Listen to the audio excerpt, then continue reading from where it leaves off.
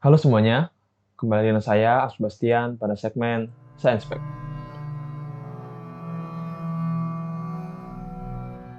Oke teman-teman, di video kali ini kita akan membahas mengenai satu topik yang sedang hangat diperbincangkan bahkan pada skala internasional.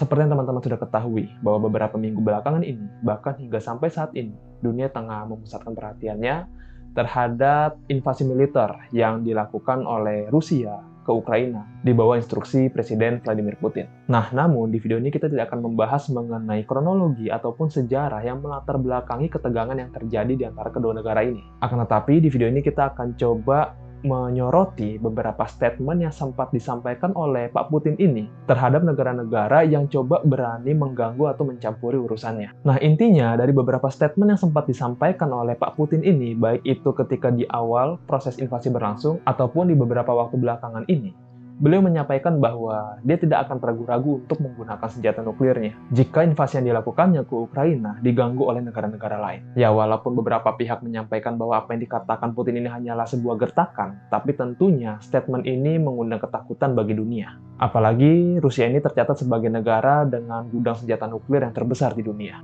Lantas, dari pernyataan Putin ini, pernah tidak teman-teman sempat berpikir, kenapa senjata nuklir dianggap sebagai senjata yang begitu mengerikan, yang begitu menakutkan? Memang seperti apa proses dalamnya, cara kerjanya, sehingga bisa menghasilkan energi yang begitu dahsyat, yang begitu mengerikan? Nah, untuk tahu jawabannya, mari kita bahas bersama-sama.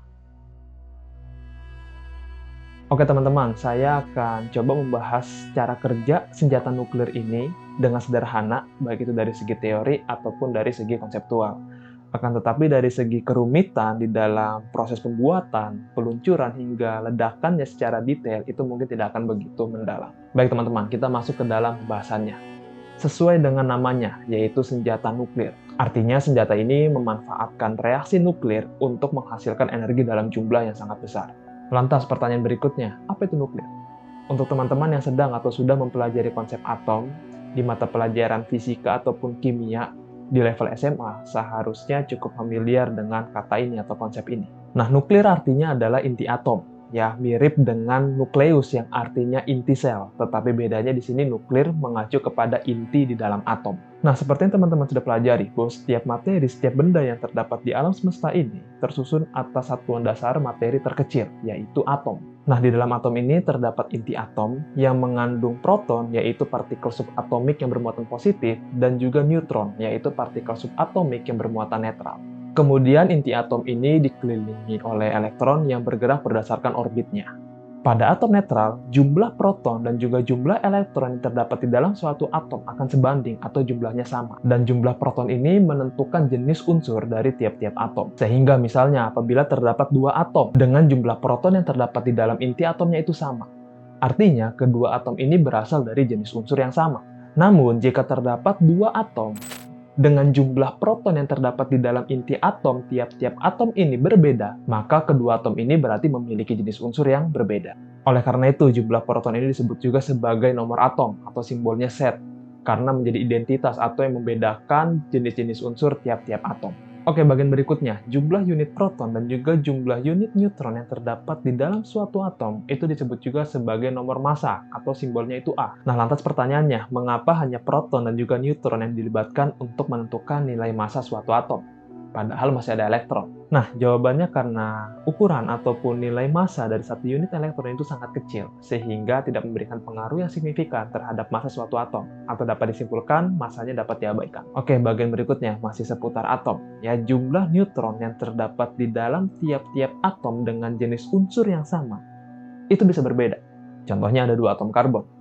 Artinya kedua atom ini memiliki jenis unsur yang sama, karena jumlah protonnya sama, nilai nomor atomnya sama. Akan tetapi, di karbon yang satu, jumlah neutronnya itu 6, sedangkan di karbon yang lain, itu jumlah neutronnya 7. Nah, walaupun memiliki perbedaan neutron, kedua atom ini tetap tergolong ke dalam jenis unsur yang sama, yaitu unsur karbon, karena jumlah protonnya sama. Akan tetapi, hubungan dari kedua atom ini disebut sebagai isotop, yaitu atom-atom dengan jenis unsur yang sama, jumlah protonnya sama, nilai nomor atomnya sama, akan tetapi memiliki nilai nomor massa yang berbeda akibat perbedaan jumlah neutron di dalam inti atomnya. Sehingga untuk membedakannya dapat dikatakan bahwa karbon yang satu itu karbon 12 atau C12 karena nomor massanya sama dengan 12, Sedangkan yang satunya itu adalah karbon 13, karena total nomor masanya sama dengan 13. Oke, cukup pembahasan untuk konsep dasar atomnya. Nah, konsep dasar atom ini nanti akan kita gunakan untuk memahami bagaimana cara kerja suatu senjata nuklir.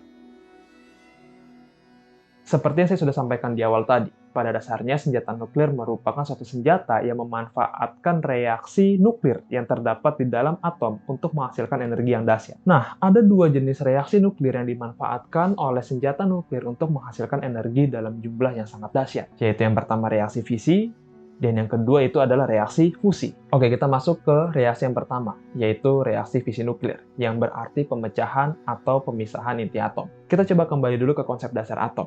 Ya, atom dikatakan sebagai satuan dasar materi terkecil, karena atom itu sudah tidak dapat dibagi lagi menjadi lebih sederhana dengan mengandalkan reaksi kimia. Nah, tapi sebenarnya beberapa atom dapat mengalami pemecahan ataupun pemisahan ataupun peluruhan menjadi atom-atom yang lebih sederhana apabila kestabilan di dalam inti atomnya terganggu. Contohnya pada reaksi fisi nuklir ini. Nah, reaksi fisi nuklir dapat terjadi dengan menembakkan suatu neutron ke dalam inti suatu atom, yang nanti akan mengakibatkan ketidakstabilan di dalam inti atom tersebut, sehingga akhirnya akan mengalami pemecahan ataupun pemisahan, membentuk dua atom dengan jenis unsur yang berbeda dari sebelumnya. Nah, lalu mengapa berbeda dari sebelumnya? Ya, karena kedua inti atom hasil pemecahan atau hasil pemisahan ini telah memiliki jumlah proton ataupun nomor atom yang berbeda dari atom sebelumnya, sebelum mengalami pemecahan. Nah, teman-teman, ketika reaksi fisi nuklir ini terjadi ataupun ketika suatu inti atom mengalami pemecahan atau pemisahan, ada energi dalam jumlah besar yang dihasilkan. Hal ini dapat terjadi karena pada dasarnya di dalam suatu inti atom terdapat suatu gaya yang menjaga kestabilan di dalamnya, yang mengikat proton dan neutron di dalam inti atom ini. Nah, kemudian ketika inti atom ini ditembakkan oleh suatu neutron, kestabilannya terganggu. Sehingga ketika mengalami pemecahan ataupun pemisahan, ada energi dalam jumlah besar pun yang dilepaskan atau dihasilkan. Selain itu, reaksi fisi nuklir ini ataupun pemecahan inti atom ini tidak hanya menghasilkan dua atom dengan jenis unsur yang berbeda, tetapi ada juga neutron yang terdapat di dalam inti atom sebelumnya yang juga ikut dilepaskan. Nah, neutron bebas ini nantinya dapat menyerang inti-inti atom lainnya agar mengalami reaksi fisi yang serupa. Sehingga dampaknya reaksi fisi berantai pun dapat terjadi, dan energi dalam jumlah mengerikan pun dapat dihasilkan. Unsur yang umumnya digunakan untuk melangsungkan reaksi fisi nuklir ini adalah uranium-235 atau uranium dengan nomor massa 235. Lantas mengapa uranium? Ya karena unsur ini merupakan salah satu dari unsur yang dapat mengalami reaksi fisi nuklir berantai. Berbeda dengan reaksi fisi nuklir yang berarti pemecahan ataupun pemisahan, reaksi fusi nuklir ini memiliki arti penggabungan atau penyatuan dua inti atom menghasilkan satu atom dengan jenis unsur yang berbeda dari sebelumnya. Pada senjata nuklir, reaksi fusi yang terjadi melibatkan dua isotop atom hidrogen yang nantinya akan bergabung bersatu membentuk satu atom helium. Nah, ketika reaksi fusi ini terjadi, ada energi dalam jumlah mengerikan juga yang dilepaskan. Bahkan energi yang dihasilkan lebih mengerikan atau lebih besar dibandingkan energi yang dihasilkan dari reaksi fisi nuklir. Bahkan reaksi fusi nuklir ini juga yang terjadi di antara dua isotop atom hidrogen yang terjadi di dalam matahari. Itulah mengapa reaksi fusi nuklir ini disebut juga sebagai senjata termonuklir. Oke, untuk lebih jelasnya kita akan coba melihat bagaimana kedua konsep ini diimplementasikan di dalam suatu senjata nuklir. Oke, yang pertama kita mulai dari reaksi fisi nuklir dulu. Ada dua jenis bom yang memanfaatkan reaksi fisi nuklir ini untuk menghasilkan ledakan, yaitu bom nuklir dengan tipe tembak dan juga bom nuklir dengan tipe implosion. Nah, contoh dari bom nuklir tipe tembak ini yaitu adalah bom Little Boy yang dijatuhkan pada kota Hiroshima, Jepang pada tahun 1945. Oke, cara kerja bom ini adalah sebagai berikut. Di dalam bom tipe tembak ini terdapat suatu laras baja. Pada laras baja tersebut terdapat dua silinder yang di dalamnya mengandung uranium. Nah, kedua uranium ini berada pada massa subkritikal, yang artinya kepadatan dari jumlah uranium di dalamnya tidak akan memungkinkan terjadinya reaksi fisi berantai. Sehingga agar reaksi fisi nuklir yang terjadi dalam inti atom uranium secara berantai dapat terjadi, maka kedua silinder yang mengandung uranium ini perlu disatukan. Tujuannya apa? Agar kepadatannya bertambah mencapai massa superkritikal, sehingga dapat memungkinkan terjadinya reaksi fisi nuklir berantai. Nah, pada salah satu silinder uranium terdapat bahan peledak yang bertugas untuk mendorong salah satu silinder untuk bergabung dengan silinder lainnya. Nah, pada saat kedua silinder uranium ini bergabung, maka atom-atom uranium di dalamnya akan mencapai keadaan massa superkritikal, di mana kepadatan atom-atom uranium di dalamnya akan memungkinkan terjadinya reaksi fisi berantai. Sehingga ketika kedua silinder uranium ini sudah menyatu, massa superkritikal sudah tercapai. Langkah yang terakhir adalah tinggal menembakkan neutron ke dalam inti atom uranium, sehingga reaksi fisi berantai pun terjadi dan energi dalam jumlah besar pun dihasilkan. Nah, ledakan yang dihasilkan dari bom tipe tembak ini ataupun bom Little Boy ini ternyata setara dengan 15.000 ton TNT. Oke, kita masuk ke jenis yang kedua dari bom yang memanfaatkan reaksi fisi nuklir. Jenis yang kedua yaitu adalah bom implosion, yang artinya meledak ke dalam. Nah, cara kerja dari bom ini adalah sebagai berikut. Nah, di bagian dalam bom ini terdapat ruangan dalam bentuk bola yang di dalamnya mengandung bahan bakar nuklir. Nah, untuk bom tipe implosion ini, bahan bakar nuklir yang dimanfaatkan yaitu adalah plutonium, berbeda dari sebelumnya yaitu uranium. Nah, di dalam bola yang mengandung bahan bakar nuklir ini, ternyata juga ada bola yang merupakan neutron detonator, yang bertugas untuk menembakkan neutron ke dalam inti atom bahan bakar nuklir di dalamnya. Kemudian, kedua bola ini dibungkus oleh suatu bahan peledak konvensional. Nah, tujuannya adalah agar ketika bahan peledak ini diledakkan, maka dapat menekan bola yang mengandung bahan bakar nuklir tersebut. Sehingga yang sebelumnya belum mencapai massa superkritikal, setelah bahan peledaknya diledakkan, maka menekan bola yang mengandung bahan bakar nuklir, dan massa superkritikal pun dapat tercapai. Setelah itu, langkah berikutnya hanya tinggal menembakkan neutron dari neutron detonator ke dalam inti atom bahan bakar nuklir di dalamnya, dan akhirnya reaksi fisi berantai pun dapat terjadi, dan energi dalam jumlah mengerikan pun dilepaskan. Nah, contoh dari bom implosion ini yaitu adalah bom Fat Man yang dijatuhkan di kota Nagasaki pada tahun 1945 dengan kekuatan yang setara dengan 21.000 ton TNT. Ya, berarti lebih besar dibandingkan bom tipe tembak sebelumnya, atau bom Little Boy tadi. Lantas bagaimana senjata nuklir yang menerapkan konsep reaksi fusi untuk menghasilkan energi yang bersifat eksplosif? Nah, teman-teman, senjata nuklir modern yang tengah dimiliki oleh negara-negara tertentu pada saat ini melibatkan reaksi fisi dan juga fusi nuklir untuk menghasilkan energi yang bersifat eksplosif dalam jumlah yang tinggi. Nah, cara kerjanya adalah sebagai berikut. Untuk senjata nuklir yang memanfaatkan reaksi fisi dan juga fusi nuklir di dalam proses kerjanya, di dalam senjata nuklir ini terdapat bola fisi dan juga terdapat silinder yang berfungsi sebagai tempat berlangsungnya reaksi fusi nuklir. Nah, untuk bagian bola fisi ini mirip seperti yang ada pada bom tipe implosion atau bom Fat Man yang diledakkan di kota Nagasaki. Nah, bola fisi ini merupakan tempat berlangsungnya reaksi fisi nuklir. Lalu pertanyaannya, mengapa masih dibutuhkan reaksi fisi nuklir di dalam bom yang menerapkan konsep reaksi fusi? Nah, jawabannya adalah ledakan yang dihasilkan dari reaksi fisi nuklir nantinya akan dimanfaatkan untuk melangsungkan reaksi fusi nuklir, di mana terjadi penggabungan dua isotop atom hidrogen, yaitu tritium dengan deuterium menghasilkan atom helium. Nah, untuk melangsungkan reaksi fusi nuklir ini dibutuhkan energi yang sangat besar. Itulah sebabnya dibutuhkan reaksi fisi nuklir terlebih dahulu, agar dapat menjadi energi awal untuk melangsungkan reaksi fusi nuklir. Nah, ketika reaksi fusi nuklir ini terjadi, terdapat sejumlah energi, panas, dan juga radiasi dalam jumlah mengerikan yang dihasilkan. Bahkan di dalam satu reaksi fusi nuklir, energi yang dihasilkan itu 7 kali lebih besar dibandingkan 1 kali reaksi fisi nuklir.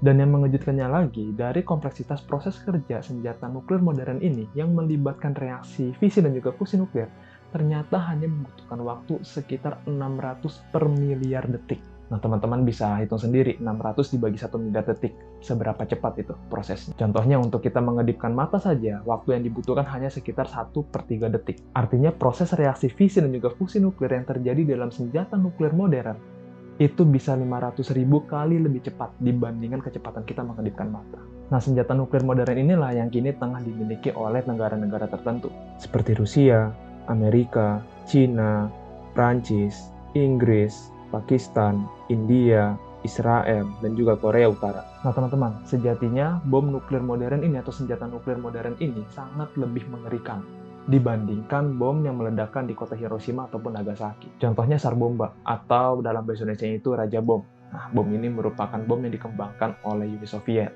Bom hidrogen ini diklaim sebagai senjata nuklir yang pernah diledakkan dengan daya ledak paling dahsyat. Nah, maksud dari bom hidrogen di sini merujuk pada bom yang melibatkan reaksi fusi nuklir untuk menghasilkan energi yang bersifat eksplosif. Karena di dalam reaksi fusi nuklir itu melibatkan isotop atom hidrogen, itulah makanya bom dengan reaksi fusi nuklir disebut juga sebagai bom hidrogen. Nah, teman-teman, ledakan yang dihasilkan dari SAR bomba ini bahkan bisa setara dengan 50 juta ton TNT, atau sekitar 3.800 kali lebih dahsyat dibandingkan bom yang meledakkan kota Hiroshima di tahun 1945. Bahkan tercatat, dampak ledakan yang dihasilkan dari SAR bomba ini bisa memecahkan kaca rumah yang berjarak 900 km dari pusat ledakan. Ibaratnya, ya, ini hanya sekedar pemisalan. Jika ada ledakan yang terjadi di kota Jakarta, maka kemungkinan di daerah Surabaya akan ada kaca-kaca rumah yang ikut pecah akibat dari dampak ledakan yang terjadi. Nah, kemudian bola api yang dihasilkan dari ledakan SAR bomba ini bahkan cakupannya itu bisa mencapai 4,8 km. Artinya, jika ada makhluk hidup yang berada pada daerah tersebut, maka akan secara otomatis terbunuh menguap. Tidak hanya itu, panas yang dihasilkan dari ledakan SAR bomba ini bahkan bisa jauh melebihi dari panas permukaan matahari, dengan efek termal yang bisa dirasakan hingga mencapai 272 km jauhnya. Bahkan hawa bakar ini dapat menyebabkan luka bakar tingkat 3 untuk objek yang terletak pada 100 km jauhnya dari pusat ledakan. Ledakan ini juga dapat menghasilkan gelombang-gelombang elektromagnetik tertentu, seperti sinar X, sinar ultraviolet, serta juga sinar gamma yang dapat menyebabkan kebutaan sebagai dampak langsung setelah terpapar radiasi ini. Dan yang mengerikannya lagi, bom ini juga dapat menghasilkan partikel radioaktif yang berasal dari sisa energi, produk-produk sampingan, dan juga bahan bakar sisa dari bom yang meledak. Nah, partikel radioaktif ini dapat terbawa oleh angin dan kemudian mencemari lingkungan air, lingkungan udara, bahkan terhirup oleh manusia. Nah, orang-orang yang terpapar dengan partikel radioaktif ini, apalagi yang berjarak dekat dengan pusat ledakan, bahkan terpapar dengan intensitas yang cukup tinggi, maka mereka akan sangat kesulitan untuk bertahan hidup. Dan yang selamat pun berpotensi mengalami penyakit yang serius, seperti kanker, kerusakan genetik, kecacatan, bahkan sampai keturunannya. Lingkungan yang terpapar oleh radiasi dari bom nuklir ini pun tidak dapat dihuni oleh makhluk hidup, bahkan hingga mencapai puluhan hingga ratusan tahun. Bahkan diprediksi dari sekitar 13.000 senjata nuklir yang dimiliki oleh dunia pada saat ini, hanya butuh 100 saja untuk dapat menghancurkan bumi dan juga memusnahkan seluruh kehidupan. Oke teman-teman, dari pembahasan kita tadi, kita banyak sekali melihat bagaimana kekuatan dari bom nuklir ini sebagai alat perusak. Lantas pertanyaannya, apakah senjata nuklir ini hanya memiliki kemampuan sebagai perusak saja? Apakah tidak ada nilai positif atau hal positif yang dapat dimanfaatkan dari energi nuklir ini? Nah, jawabannya tentu tidak. Masih ada banyak hal positif yang dapat dimanfaatkan dari energi nuklir ini. Contohnya pada bidang medis, kemudian energi nuklir ini juga dapat dimanfaatkan sebagai pembangkit listrik. Tentu, pemanfaatan tenaga nuklir, contohnya sebagai pembangkit listrik, dapat menjadi opsi yang sangat baik. Apalagi energi nuklir ini tidak menghasilkan gas emisi sebanyak yang dihasilkan batu bara, gas bumi, ataupun minyak bumi, yang merupakan energi pembangkit listrik pada umumnya. Oke teman-teman, demikian informasi yang bisa saya bagikan mengenai proses kerja dan juga konsep di balik keganasan suatu senjata nuklir. Kiranya melalui informasi tersebut teman-teman juga dapat melihat bagaimana perkembangan ilmu pengetahuan dan juga teknologi dapat menjadi alat penunjang kebutuhan manusia, tetapi juga dapat menjadi alat perusak. Tergantung kembali lagi kepada kita, bagaimana kita bertanggung jawab kepada Tuhan atas segala kehidupan dan juga kemampuan yang sudah Dia berikan kepada kita. Kita juga berdoa agar senjata nuklir ini tidak akan pernah menjadi opsi untuk menyelesaikan berbagai konflik yang terjadi di dunia. Dan kita sama-sama berharap agar ketegangan yang terjadi antara Rusia dengan Ukraina bisa dapat segera berakhir tanpa menyebabkan dampak atau efek yang berkepanjangan kepada dunia. Oke, kalau begitu sekian dari saya, Alf Sebastian. The more you learn, the more you know, the more you grow. Thank you.